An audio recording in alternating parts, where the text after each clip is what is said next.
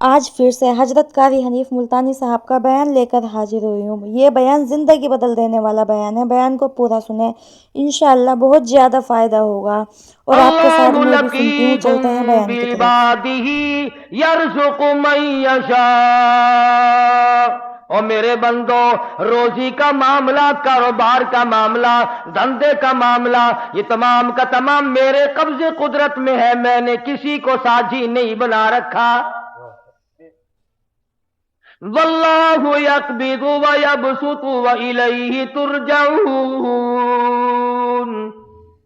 جس کو چاہوں لاکھا پتی بنا دوں، جس کو چاہوں کروڑا پتی بنا دوں، جس کو چاہوں دو جہان کا مالک بنا دوں، جس کو چاہوں دین اور دنیا دونوں عطا کر دوں، جس کو چاہوں دنیا کے اندر ایک ٹکڑوں کا محتاج بنا دوں، اپنے زمانے کا بادشاہ ہو، لیکن تخت شہنشاہیت چھین کر اتنا مجبور کر دوں کہ دنیا کے سامنے ذلت کے ٹکڑے مانگ کے مر جائے۔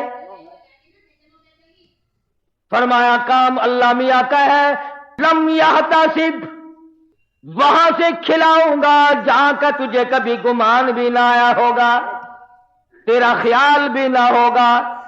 لَأَكَلُوا مِن فَوْقِهِمْ وَمِن تَحْتِ أَرْجُلِهِمْ۔ جب تم میرے بن جاؤ گے، میری طرف جھک جاؤ گے، میرے عبادت گزار بن جاؤ گے، میری توحید کی پرستار بن جاؤ گے، میرے نام کے ساتھ شرک کی لعنت نہیں لگاؤ گے، مجھے سارے جان کا مالک و خالق مانو گے، اولاد کا مالک میں، مال کا مالک میں، تیری جان کا مالک میں، تیرے کارخانے کا مالک میں، تیری دکان کا مالک میں، تیرے بیوی بچوں کا مالک میں، تیرے عزیز و اقربا کا مالک میں۔ واللہ علی کل شیء قدیر۔ اور سارے جان پہ قبضہ قدرت میرا ہے، اور آج میرے بندے مان جا تیرا مالک بھی میں۔ فرمایا کھلانا میری ذمہ داری ہے۔ وَفِي السَّمَاءِ رِزْقُكُمْ وَمَا تُوعَدُونَ۔ فرمایا جب تم میرا بن جاتا ہے، لَأَكَلُوا مِن فَوْقِهِمْ وَمِن تَحْتِ أَرْجُلِهِمْ، اوپر سے بھی رزق برساتا ہوں، زمین سے بھی رزق اگاتا ہوں، تجھے کسی طرح کی پریشانی نہیں ہونے دیتا۔ سارا جہان میں نے تیرے لیے بنایا، کھیتیاں سرسبز ہیں تیری غذا کے واسطے، چاند سورج اور ستارے ہیں ضیاء کے واسطے، سب جہاں تیرے لیے اور تو خدا کے واسطے۔ فرمایا اس بات کے غم میں تو پڑا ہی نہ کر، میں بھی شامل ہوں آپ ہی لوگوں میں۔ رات کو نیند نہیں آتی، کس طرح پلے گا بال بچہ، کس طرح کاروبار چلے گا؟ اے کاش ہماری نیند اڑے تو یوں اڑے، اے میرے مالک اگر قبر میں تیرا سہارا نہ ملا تو میں کہاں جاؤں گا؟ میدان حشر کی بربادی میں اگر تیری رحمت کا سایہ نہ ملا تو میں کہاں جاؤں گا؟ پل صراط سے گزرتے وقت اگر تیری کریمی مجھ پر نہ ہوئی تو میں کہاں جاؤں گا؟ اس پر ہمارا یقین نہیں، اس لیے پریشانی نہیں، اس لیے غم نہیں، اس لیے حزن و ملال نہیں۔ حضرات صحابہ اکرام رضوان اللہ تعالی علیہ مجمعین کی جماعت ان تمام چیزوں کو سمجھ چکی تھی۔ نبی کی تعلیمات کا صحیح اثر ان پہ ہوا، انہوں نے ظاہری باطنی اخلاقی سیاسی مادی طور پر حضور کی تعلیمات کو قبول کیا۔ انہوں نے یوں کہہ کر جان نہیں چھڑائی تھی کہ صاحب مذہب اور ہے، سیاست اور ہے۔ جب آدمی اندر سے بے ایمان ہو جائے نا، پھر ہزاروں رستے نکالتا ہے، ہزار رستے بنا کر اپنے آپ کو چلانا چاہتا ہے، پر اللہ پاک چلنے نہیں دیتا۔ جیسا کہ ہمیں عادت پڑی ہوئی ہے ہر معاملے میں جھوٹ بولنے کی۔ سیدنا عیسیٰ علیہ السلام کا زمانہ ہے، اللہ کے نبی ہیں، پاک پیغمبر ہیں، روح اللہ ہے، ایک خادم ساتھ رہتا تھا۔ عیسیٰ علیہ السلام نے 3 روٹیاں پکوائیں اور اس خادم کے حوالے کر دی کہ ان کو پلے باندھ لے، راستے میں کام آئیں گی۔ اللہ اکبر، ہو پیغمبر ہو نبی روح اللہ، اسے بھی بھوک لگتی ہے، اسے بھی پیاس لگتی ہے، اور جسے بھوک پیاس لگتی ہو وہ حاجت روا نہیں ہو سکتا۔ 3 روٹیاں بنوا کر عیسیٰ علیہ السلام نے خادم کے حوالے کر دی، سفر طے ہوتا رہا، چلتے رہے، جنگل کا راستہ ہے، چپکے سے خادم نے 1 روٹی نکال کر کھا لی، کسی درخت کے نیچے جا کر چھاؤں میں عیسیٰ علیہ السلام بیٹھے، فرمایا روٹی لے آ، جب نکال کے دیکھی تو 2 نکلی، عیسیٰ علیہ السلام فرمانے لگے گرتی تو تینوں گر جاتی، یہ تیسری روٹی کہاں گئی؟ کہنے لگا اللہ پاک کی قسم ہے میں نے تو نہیں کھائی۔ جیسے ہمارے یہاں قسم کی کوئی قیمت نہیں، یوں ہی بلا وجہ قسم کھاتے رہتے ہیں ہم لوگ، سانس سانس میں قسم۔ اور علماء نے لکھا ہے کہ زیادہ قسمیں کھانا بھی جھوٹا ہونے کی علامت ہے۔ جو ہر عام قسمیں کھاتا ہے اس کو خدا کی قسم سے کیا آر ہے، کیا غیرت ہے اس کو۔ تو عیسیٰ علیہ السلام سمجھ گئے کہ اس نے جھوٹ بولا ہے، اور جھوٹ بولنے والا اگر میری ساتھ رہا تو کہیں خدا کا مجھ پر عتاب نہ آ جائے۔ نبی ڈرتا ہے اس بات سے کہ میرے ساتھ جھوٹ بولنے والا نہ رہے، کہیں اس کی وجہ سے اللہ کی ناراضگی نہ آ جائے۔ کبھی ہم نے بھی سوچا کہ یہ سوسائٹی، یہ مجلس، یہ معاشرہ، یہ ماحول جو ہر وقت جھوٹ کی طرف گامزن ہے، ہم اس سے بچنے کی کوشش کریں؟ کبھی نہیں۔ کہتے کیا کریں جی، آخر زمانے کی رفتار ہے، زمانے کے حالات کے ساتھ ساتھ چلنا پڑے گا۔ اگر قیامت میں اللہ پاک نے یہ فرما دیا کہ بھی زمانے کی رفتار ہے، سب کو جہنم میں جانا پڑے گا، پھر کیا ہوگا؟ تو اللہ کے پیغمبر نے معجزہ دکھایا۔ عیسیٰ علیہ السلام کا ایک معجزہ یہ بھی تھا کہ مٹی کی ڈھیری بنائی اور فرماتے تھے اللہ کے حکم سے سونا بن جا، بس وہ سونا بن جایا کرتا تھا۔ جب سے یہ واقعہ تفسیر میں نے سنا، کئی مرتبہ میرا دل کرتا ہے اگر کوئی وظیفہ بتا جاتے سونا بنانے کا تو میں بھی پڑھ لیا کرتا، اور تم سارے میرے پاؤں دباتے آ کر کہ سونا بنانے کا وظیفہ ہمیں بھی بتا دے۔ صلاۃ الحاجات پوچھنے کوئی نہیں آتا، صلاۃ التسبیح پوچھنے کوئی نہیں آتا، خدا کو منانے والی نماز پوچھنے والا کوئی نہیں آتا، خدا کے نام پر صحیح خیرات کرنے کا مسئلہ پوچھنے کوئی نہیں آتا، زکات دینے کا صحیح مسئلہ پوچھنے کوئی نہیں آتا۔ اگر میں سونا بنانا سیکھ جاتا تو سارا پاکستان اور بلکہ دوسرے ملکوں کے لوگ بھی الحمدللہ یہاں میرے قدم اور پاؤں پکڑتے۔ اور اللہ کے قرآن کے مقابلے میں کروڑوں ٹن سونے پہ لعنت ہے ایک آیت کے مقابلے۔ کیوں؟ سونے کے مالک تو میں نے کئی بدلتے دیکھے، قرآن والا کبھی نہ بدلا۔ سونے چاندی کے مالک تو میں نے کئی بدلتے دیکھے، اور یوں بدلے کہ تو برائے بندگی ہے یاد رکھ، تو برائے بندگی ہے یاد رکھ، بہر سر افگندگی ہے یاد رکھ،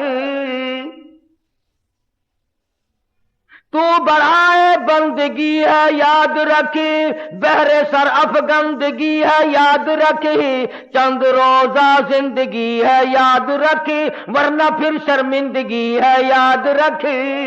یاد کر لے اس بات کو، یا ان دنوں میں کچھ بنا لے ورنہ ہمیشہ ہمیشہ کے لیے شرمندہ رہے گا۔ تو عیسیٰ علیہ السلام نے مٹی کی 3 ڈھیریاں بنائی اس خادم کے سامنے اور فرمایا کہ سونا بن جا۔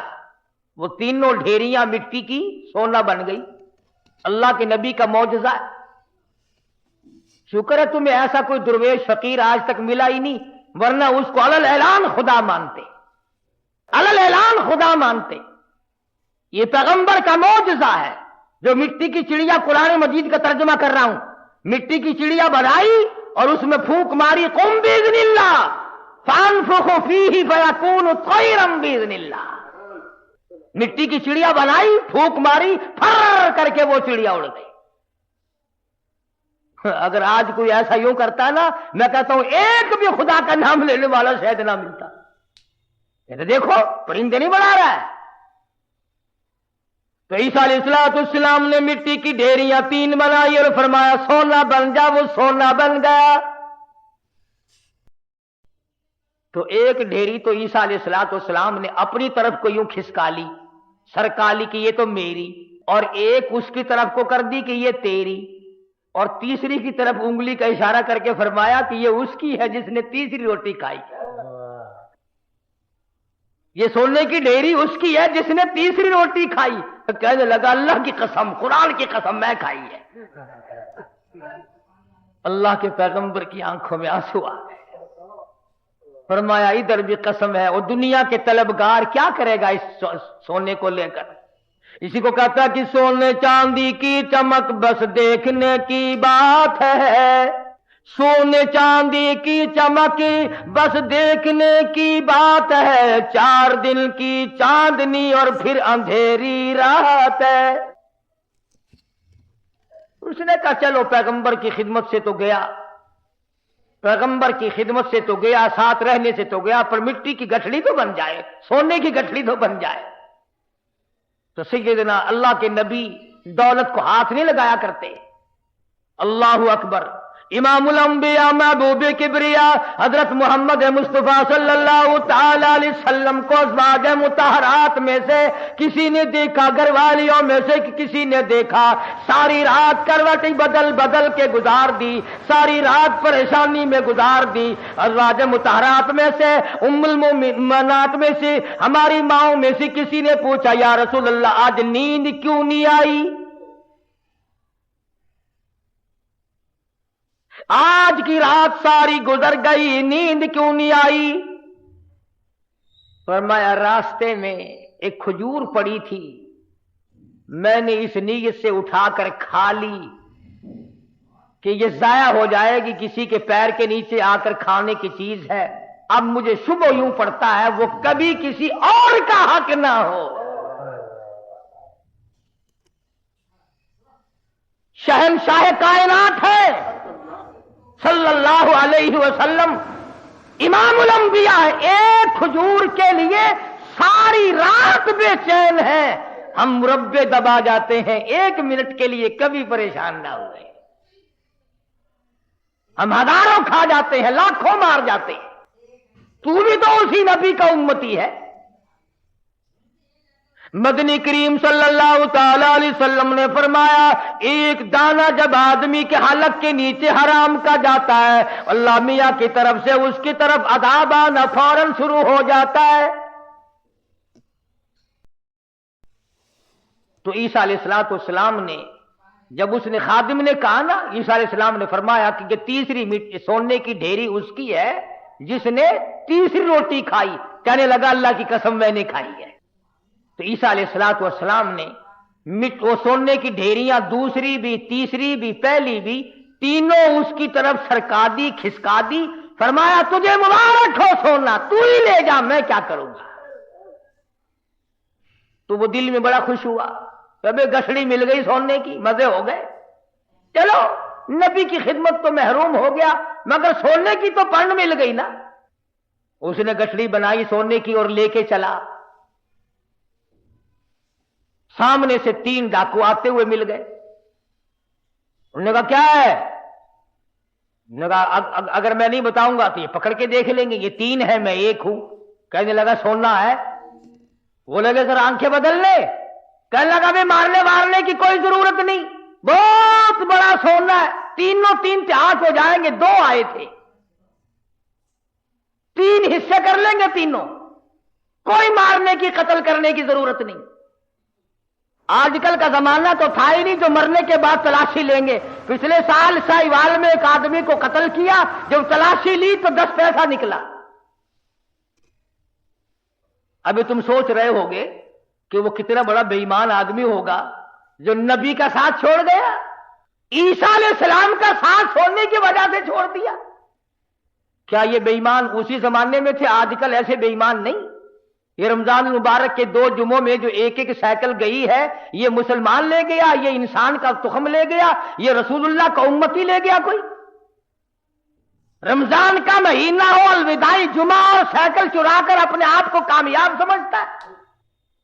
میرا ایمان ہے کہ اس قسم کے چوری کرنے والے کا پیسہ فالج کے سوا اور کسی بات پہ خرچ نہیں ہوگا.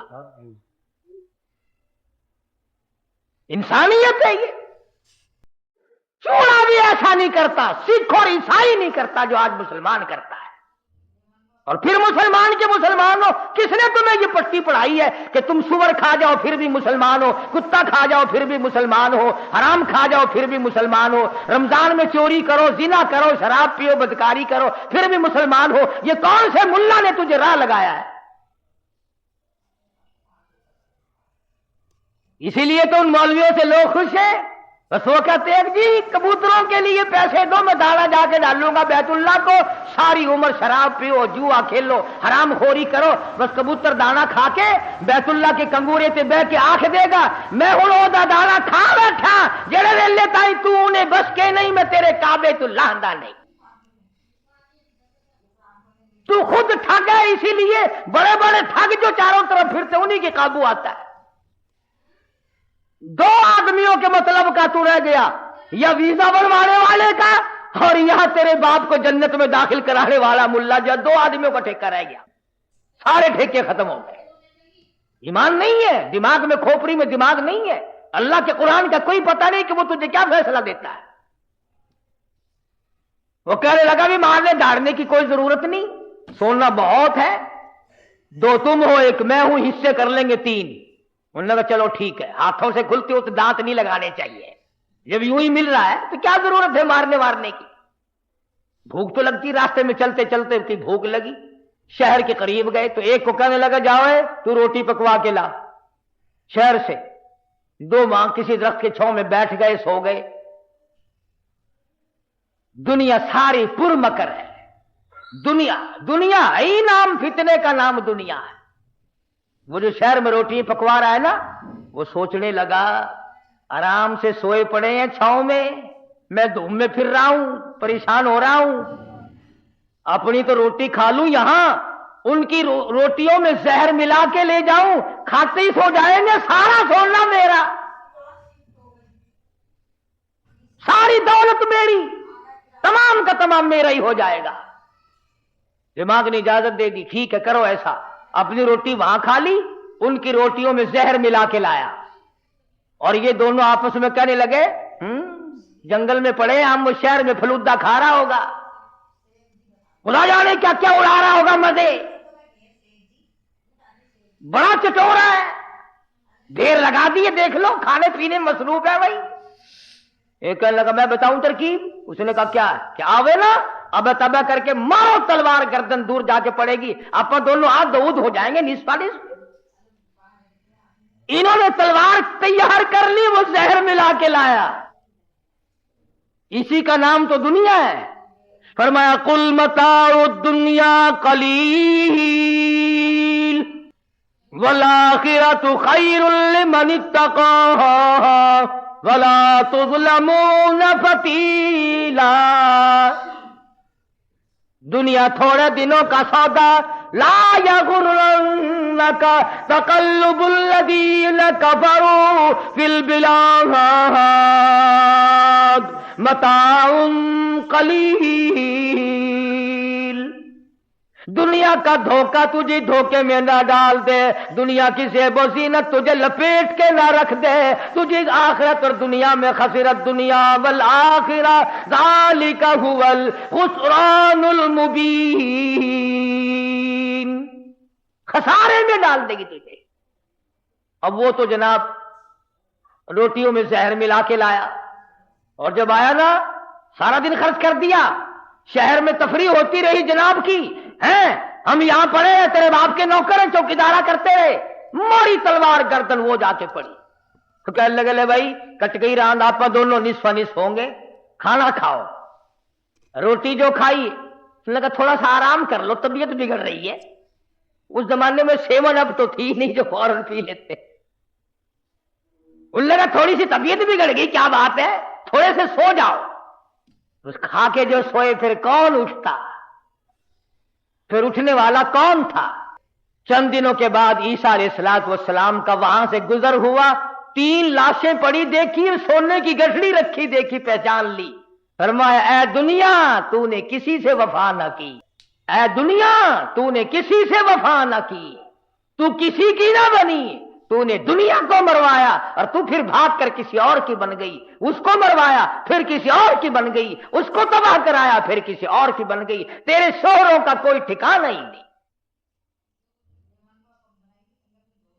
اس لیے قرآن کریم نے اس بات کی طرف ہمیں متوجہ کیا، جھوٹ فریب غلط زندگی سے باز آؤ، طبیعت بدلو، مزاج بدلو، حالات کو پلٹا دو، تاکہ جس وقت تیری موت آئے تو کچھ تو تیرے پلے ہو نا۔ اگر تمہارا پیسے کے بارے میں یہ خیال ہے کہ سفر میں پیسہ کام آتا ہے، سارا جہان کہتا ہے سفر میں پیسہ کام آتا ہے، میں کہتا ہوں قبر میں قرآن کام آتا ہے۔ اگر تمہارا یہ خیال ہے کہ رشتے ناطوں اور شادی بیاہ میں پیسہ کام آتا ہے، میں کہتا ہوں قیامت میں ایمان کام آتا ہے۔ تم اس طرف دھیان کب کرو گے آخر؟ حضرت مولانا احمد علی صاحب لاہوری سبقید رحمت اللہ علیہ، یہ چیزیں اللہ والوں کی جوتیاں سیدھی کیے بغیر نہیں ملتی۔ یہ دنیا کیا چیز ہے اور دین کیا چیز ہے یہ پہچان نہیں ملتی ہوتی جب تک کسی اللہ والے کی جوتیوں میں آدمی وقت نہ لگائے۔ بڑا مشکل ہو جاتا ہے آدمی کا تمیز کرنا۔ حضرت لاہوری رحمت اللہ علیہ فرمایا کرتے تھے کہ جب میں لاہور میں قرآن مجید کا درس دیا کرتا تھا تو ایک مجذوب قسم کا آدمی کہیں جنگل سے آتا تھا اور صبح کا درس قرآن کا سن کر اتنا تیزی سے بھاگتا جیسے اس کے پیچھے آگ بھاگ رہی ہو۔ تو حضرت لاہوری فرماتے ہیں میں نے ایک دن اس سے پوچھا کہ آپ اتنے جلدی کیوں بھاگتے ہیں؟ تو یوں فرمایا کہ لاہوری تیرا درس قرآن کا سننے تو اس لیے آتا ہوں کہ فرشتے تیرے درس میں آتے ہیں، تیرا درس سننے تو اس لیے آتا ہوں کہ فرشتے تیرے درس میں آتے ہیں، اور بھاگتا تمام لوگ بتاتے ہیں، مفتی صاحب بھی بتاتے تھے کہ جیسے ہی مجمع میں وہ رومال آیا ساری مسجد خوشبو سے معطر ہو گئی۔ مفتی صاحب فرماتے تھے کہ ہماری سمجھ میں نہیں آتا تھا کہ یہ خس عطر کی خوشبو ہے، ہینا کی ہے، گلاب کی ہے، چمیلی کی ہے، دربار کی ہے، زعفران کا عطر ہے، کستوری ہے، عنبر ہے، کیا چیز ہے، خوشبو نرالی ہے۔ اور جو طالب علم پڑھ رہے تھے اس زمانے میں آخری دن تھا، ختم قرآن مجید تھا، ان طالب علموں نے مجھے بتایا کہ اتنی تیز خوشبو دماغ پرور روح پرور کبھی نہیں سونگی۔ تو مفتی صاحب فرماتے تھے کہ میں نے مولانا عبید اللہ انور سے پوچھا کہ حضرت رومال تو ہم نے اس قسم کے بہت دیکھے، رومال تو اس قسم کے ہم نے بہت دیکھے، مگر یہ خوشبو آپ نے کہاں سے لگائی ہے اس میں؟ رومال تو عام دنیا لیے پھرتی ہے، مگر یہ خوشبو آپ نے کہاں سے لگا دی اس میں؟ اتنی بہترین خوشبو ہے، روح پرور خوشبو ہے، من بھاتی خوشبو ہے، اور ساری مسجد اندر سے باہر سے برآمدہ جتنا بڑا مجمع ہے سارے کا سارا معطر ہے۔ یہ خوشبو کہاں سے لگائی؟ تو مولانا عبید اللہ انور نے رو دیا اور فرمانے لگے کہ ابا جان کو جب آخری وقت میں تختے پر غسل دیا تھا اس رومال سے میں نے حضرت لاہوری کی داڑھی کا پانی خشک کیا تھا، 17 سال گزر گئے، اس دن سے لے کر آج تک اس رومال سے یوں ہی خوشبو آتی ہے۔ 17 سال کے بعد بھی کپڑے سے یوں ہی خوشبو آتی ہے۔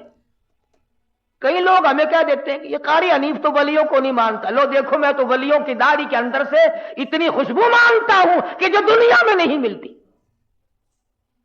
پر ولی ہونا ننگا تو نہ ہونا، ولی ہو، اللہ والا ہو، سرکار مدینہ کا غلام ہو، قرآن کا خدمت گزار ہو، ساری عمر قرآن کے آگے قرآن ہاتھ میں لے کر اور قرآن کریم پہ عمل کرتے ہوئے گزارتے۔ لاہوری اتنا بڑا ولی تھا، ملک امیر محمد خان گورنر پنجاب حضرت لاہوری کی خدمت میں آیا، سمجھدار آدمی تھا۔ یہ پچھلے لوگ پھر بھی اللہ والوں کی قدر کیا کرتے تھے، اب جیسا گھپلا تو کبھی بھی نہیں بچا۔ حضرت لاہوری سے عرض کیا نواب گورنر پنجاب نے کہ میری بچی کا نکاح آپ نے پڑھانا ہے، میری بچی کا نکاح آپ نے پڑھانا ہے۔ تو فرمایا کچھ شرطیں ہیں میرے جیسا ہوتا تو اسی وقت اچھا جی سبحان اللہ گورنر صاحب کی بچی کا نکاح میں پڑھاؤں، سارے پاکستان میں چرچا ہوگا، اخبار میں فوٹو آئے گا، ہزاروں نکاح لوگ مجھ سے اور پڑھوائیں گے، آمدنی کا ذریعہ بڑھے گا، سبحان اللہ۔ لگ جاتا پیچھے میرے جیسا ملا ہوتا کوئی۔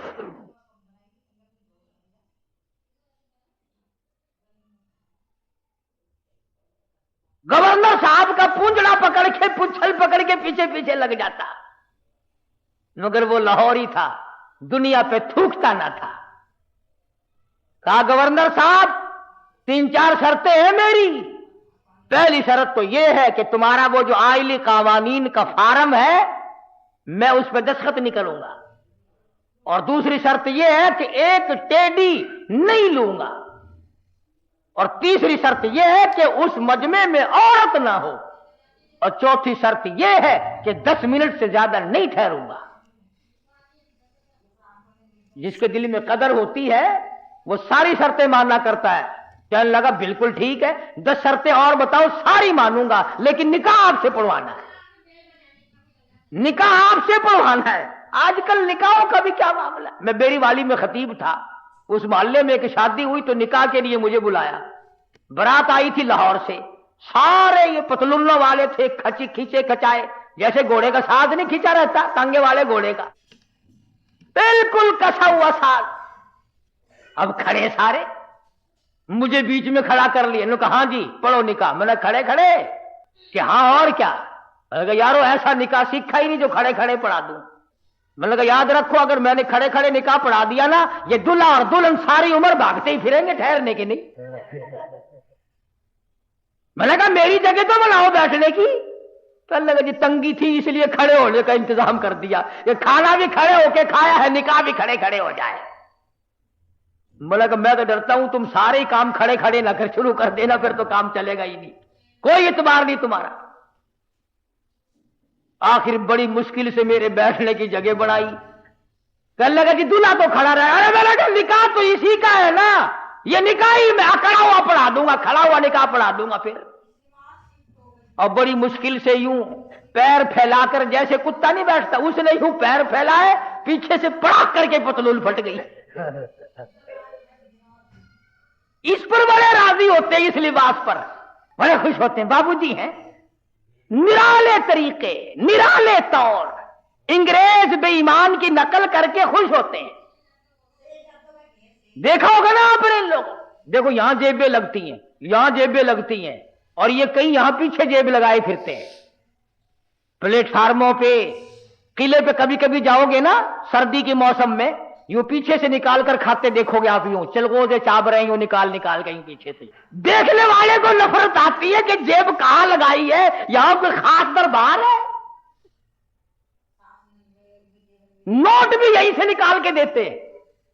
پچھلے دنوں میں پشاور جانے لگا تو وہ ٹکٹ اوکے کہتے ہیں، ٹکٹ اوکے کراتے ہیں نا، تو چانس کے لیے ایک بابو جی کھڑے تھے، اس نے کہا اچھا جی پیسے نکال لو آپ کو ٹکٹ۔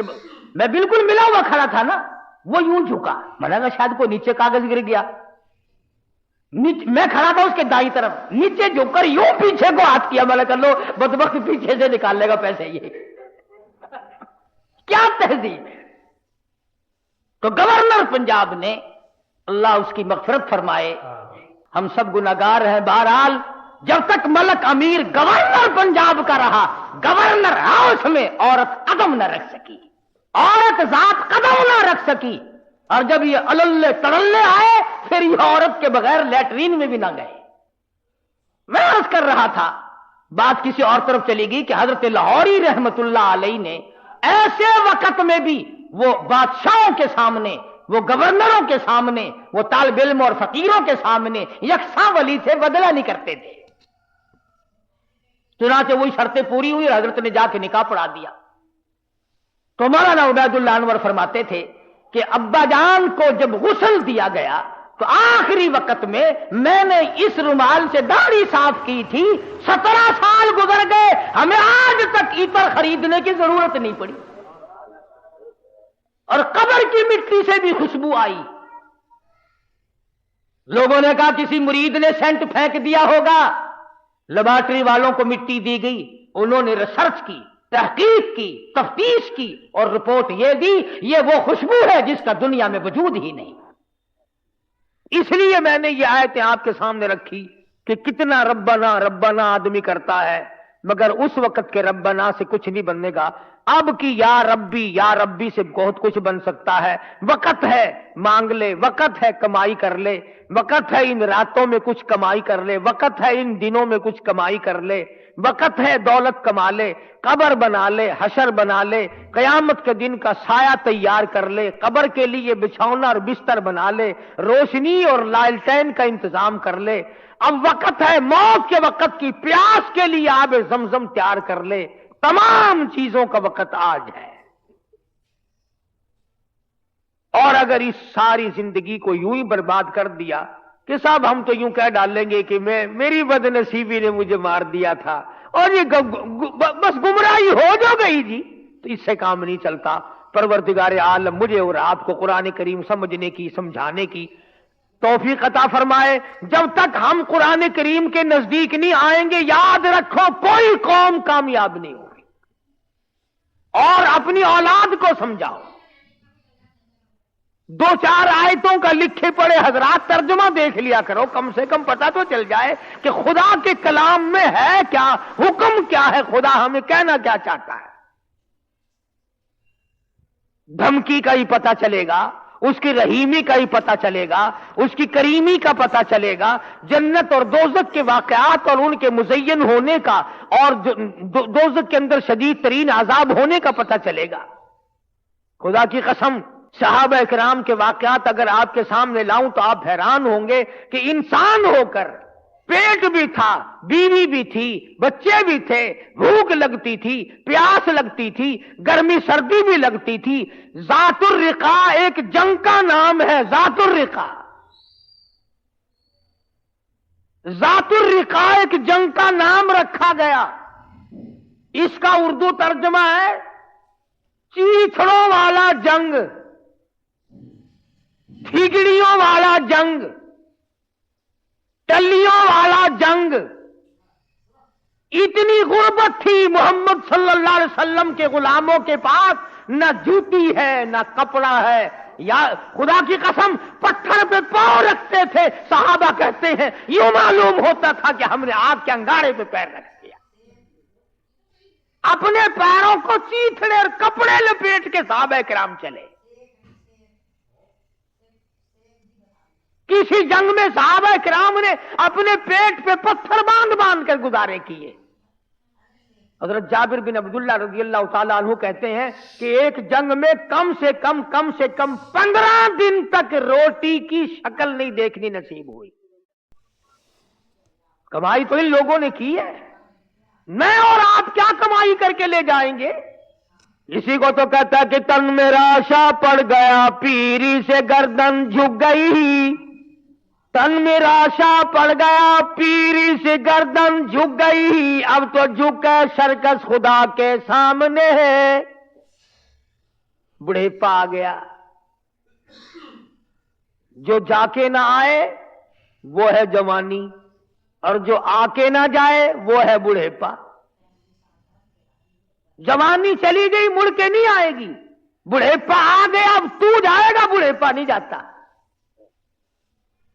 بڑھیپا نہیں جائے گا، تو جائے گا۔ اب قبر آئے گی اور کچھ نہیں آئے گا، نہ بچپن آئے گا، نہ جوانی آئے گی، نہ شباب آئے گا، نہ وہ حسن و جمال آئے گا، نہ وہ خیالات آئیں گے۔ اب تو قبر آئے گی، قبر۔